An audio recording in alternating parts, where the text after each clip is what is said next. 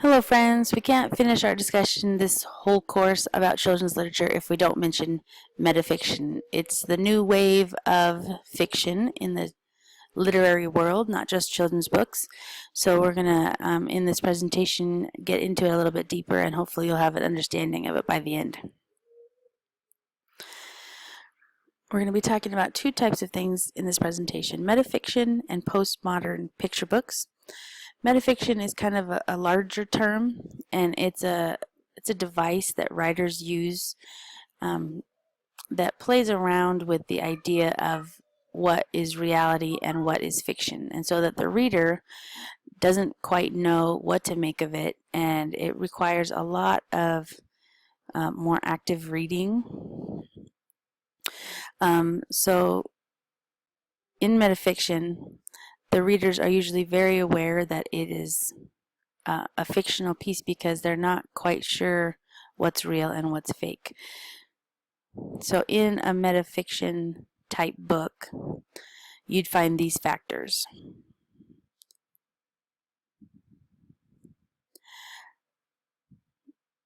So there's a lot of information there. You can pause it and look at it yourself. But let me show you an example of an adult novel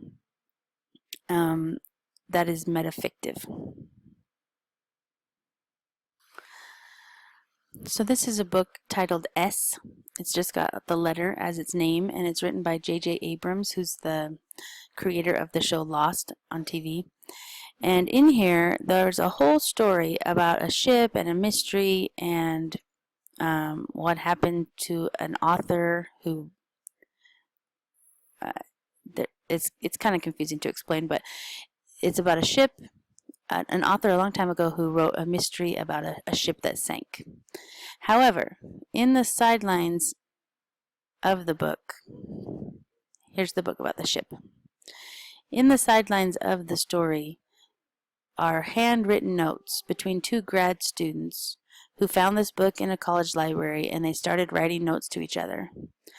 And inside the book are inserts of papers, and in the front jacket is this envelope full of things that these grad students accumulated, trying to solve the mystery of the mysterious author, J.M. Strotka.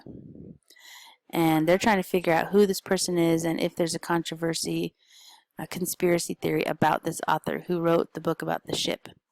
But within this book is this storyline going on between the two grad students, and they write in different colors. So if you read through it once in all the blue and black, it's one storyline, but then if you read through it with the red marker, it's a different storyline, and it just is very complex. It takes a long time to read this book. You're not quite sure if the ship story is right or fiction or not, and you just can't tell what's real or what's not. So it's a very complex book.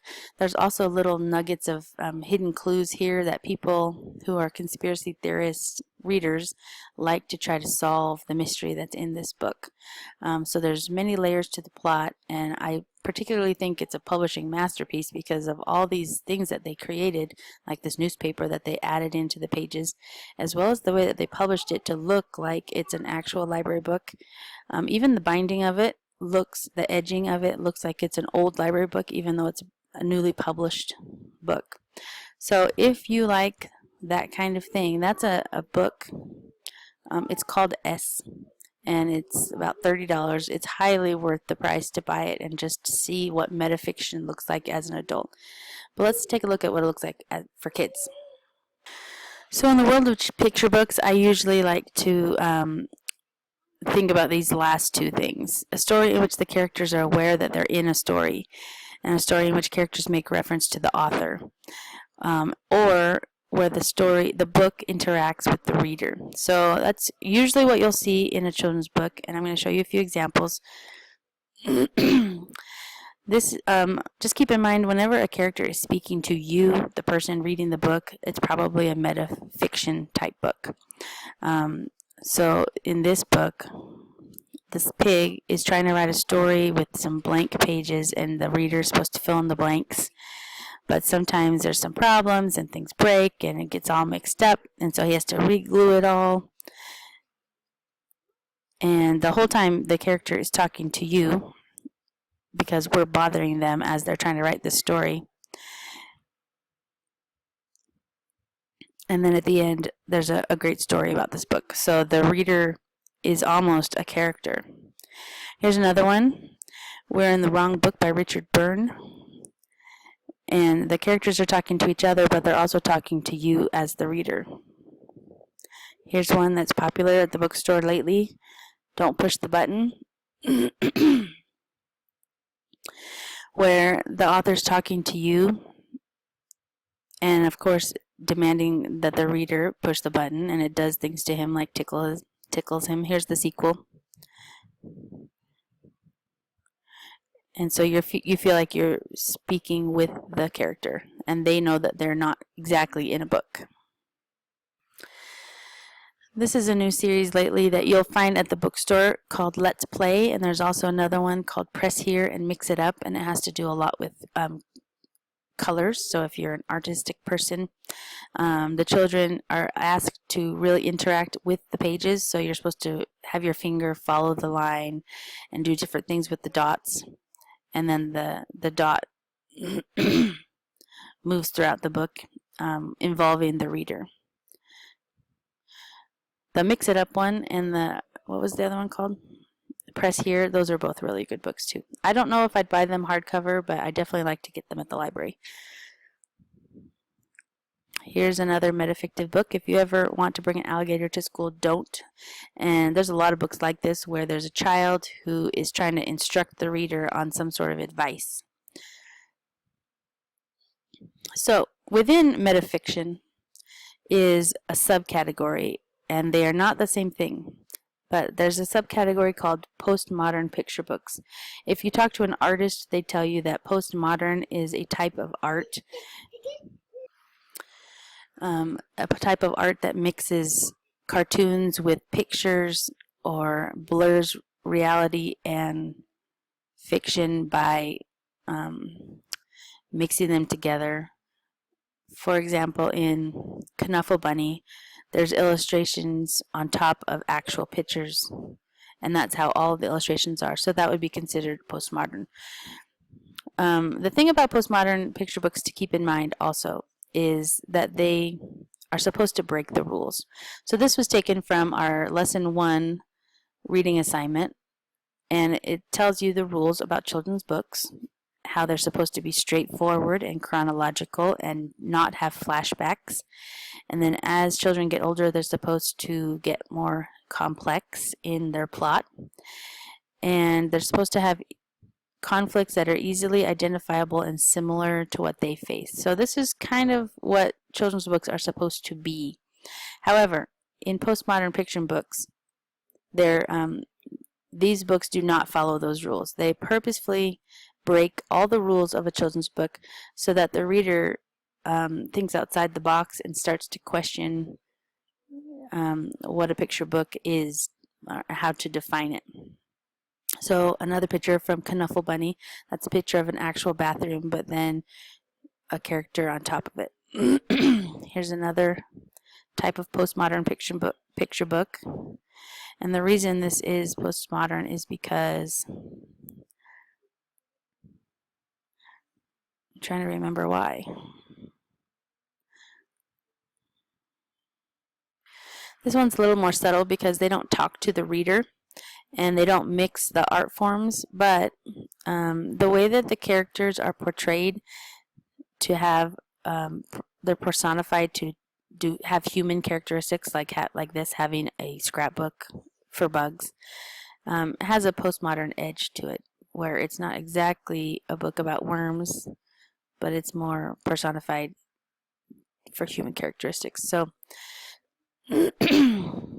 let me show you another example really fast of a postmodern picture book I've seen at a book fair. So this book by David LaRochelle is called The End, and I really liked this book. I didn't buy it, I wish I would have, but it begins by ending the story, and then the whole book works backwards, and at the ending of the story here, there's the beginning of a story. So it definitely breaks the rules of what you would consider chronologically correct. You may have been thinking of this book so far. This was one of the earliest postmodern picture books. It's definitely metafictive, where the monster's talking to the reader, and it's fun to do a read aloud. I'll probably do a book presentation on this one, but this is one of my latest favorite postmodern picture books, The Battle Buddy. There are postmodern picture books have been around for a while. There are a lot out there. I'm just going to scroll through some that are considered postmodern. I have this one, The Secret Knowledge of Grown-Ups. That's a fun one. It kind of gives advice to the reader about things grown-ups know about.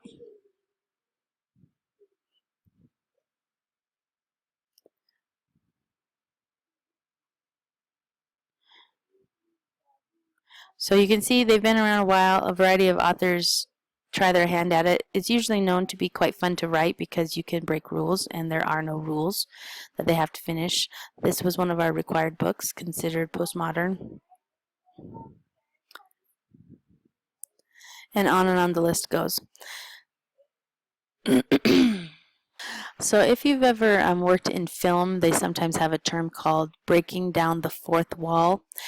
And that means that sometimes in a movie or in a play, where the audience is at, sometimes you feel like they're supposed to be distant or ignored or invisible, but sometimes you break the fourth wall and talk to the audience, and so suddenly you're in the story yourself. And so postmodern picture books try to do that, where suddenly the reader is involved somehow.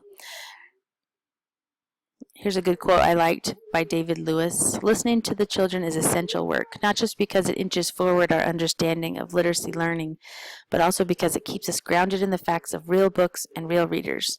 The world has not really turned upside down, though one corner of it has, and that in a most decisive and curious fashion.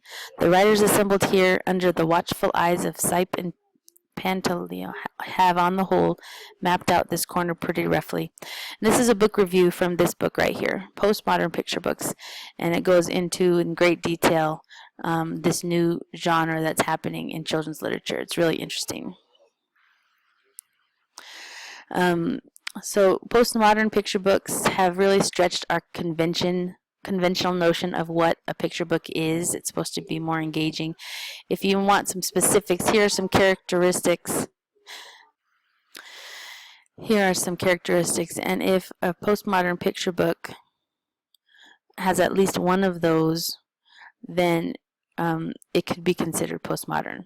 It usually has to do with non-linear structures, multiple storylines, self-referencing the reader or the narrator.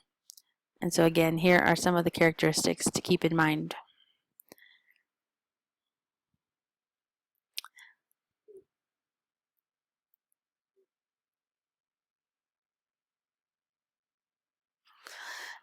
A lot of these are definitely having to do with children's books because they're talking about picture books here, but especially this one, promoting the reader as a producer and not a consumer of texts.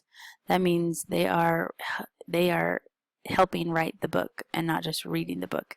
And also this one's a really big one that's being talked about, intertextual references, where the reader is supposed to know what the author's talking about or the narrator of the story when they refer to other things. For example, there's a series of books like these where they take, this one's called Pinocchio, where they take a character that's well known and they assume the reader understands everything about that character, and then they put a twist on it. So this is a mix between Dracula and Pinocchio, and then the intertextual references inside assume that the reader already knows everything about both of those stories to create this story.